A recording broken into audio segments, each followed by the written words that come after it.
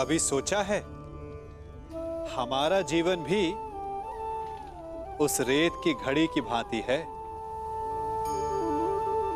जो रेत नीचे गिर चुकी है वो हमारा अतीत है, जो अब भी ऊपर है वो हमारा आने वाला भविष्य है, और वर्तमान ये संकुचित स्थल है जहां से धीरे धीरे करके रेत गिर रही है।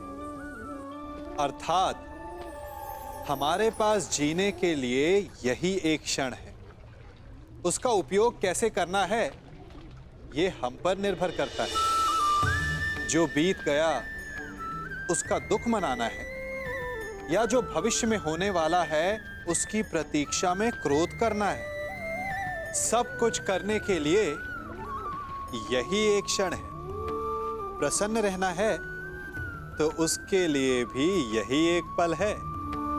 प्रतीक्षा करते रहोगे तो ये पल भी भूतकाल में बदल जाएगा। इसलिए आनंद के लिए, परोपकार के लिए प्रतीक्षा ना कीजिए। आपके पास जो पल है उनका भरपूर सदुपयोग कीजिए, क्योंकि इस घड़ी को पलटकर आप फिर से समय अवश्य गिन सकते हैं, परंतु अपना बीता हुआ समय आप वापस नहीं लौटा पाएंगे। महारानी, सम्राट नकुल सहदेव को हार चुके हैं।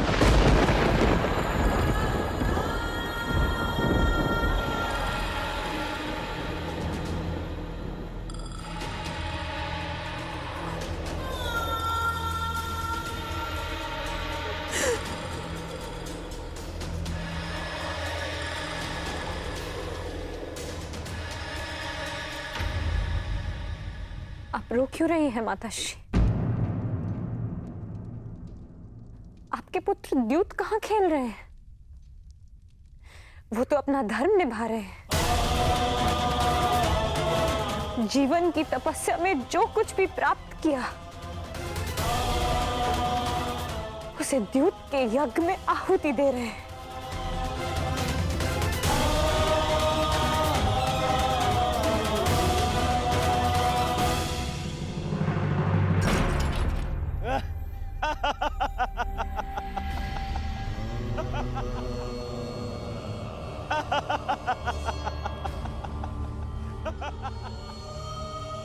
सम्राट, लगता है भाग्य इस समय आपसे 2 पग आगे चल रहा है। परंतु चिंता कैसी? दांव पर लगाने के लिए आपके पास कितना कुछ शेष है अभी। बताइए, अब किसे दांव पर लगाएंगे आप? अर्जुन को या महाबली भीम को? नहीं युधिष्ठिर,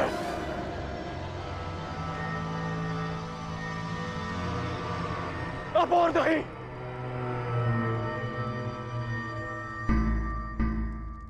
बोलिए सम्राट। किसी को नहीं। ये खेल मैं रोकता हूं।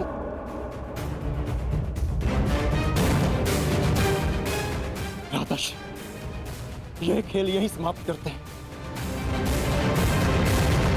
सम्राट, क्या अपने भाइयों को दास बनाकर छोड़ेंगे आप? नहीं, कोई दास नहीं रहेगा। हम अभी यहीं इसी क्षण युद्ध करके अपने अनुजों को मुक्त कराएंगे।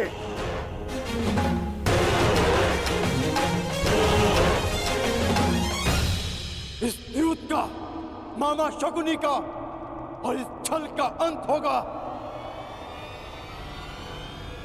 अभी, इसी समय।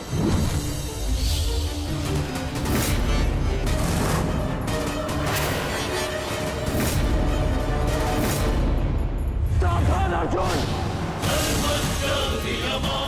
इस भांति सभा में शस्त्र उठाना उचित नहीं। तो जो हो रहा है वह उचित है। बस अब इस समस्या का एक ही तरण है, युद्ध।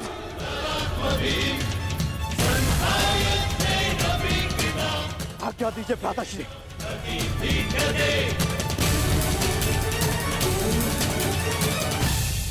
वाह सम्राट वाह,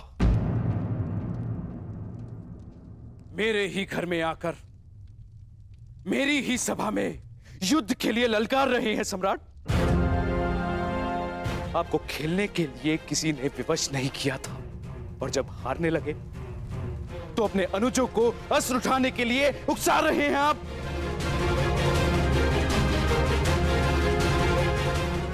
आपने ही अपनी प्रजा को इस चौसर में दांव पर लगाने का प्रारंभ किया था।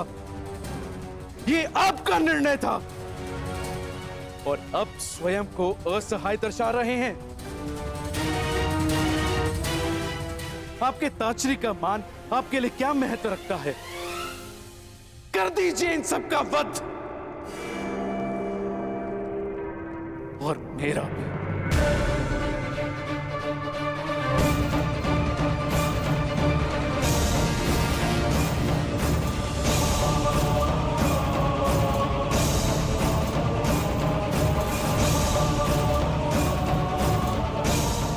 हम ऐसा कुछ नहीं करेंगे ताश्री।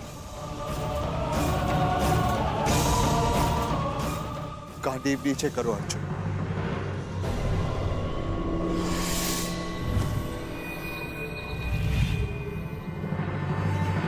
हम बस यहां से जा रहे हैं।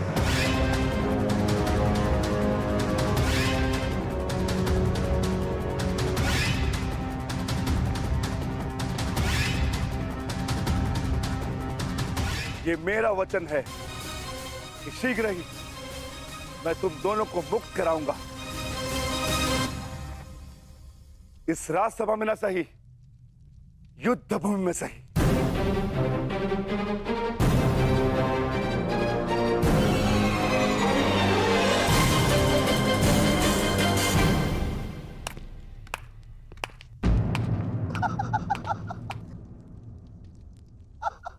सम्राट की जय हो। क्या बात है सम्राट, अपने सौतेले भाइयों को इस लालच में दांव पर लगा दिया कि इंद्रप्रस्थ जीत जाओगे, और अब उन्हें यूं ही दास बनाकर छोड़े जा रहे हो। कहीं ऐसा तो नहीं कि माद्री पुत्रों को दांव पर लगाने के पश्चात अपने सहोदर भाइयों को बचाने का विचार मन में आ गया? ना, ठीक ही तो है दुर्योधन, बेचारे सौतेले जो ठहरे। और हाँ, इनके लिए अपने सहोदर भाइयों को दांव पर लगा देना कैसा धर्म है?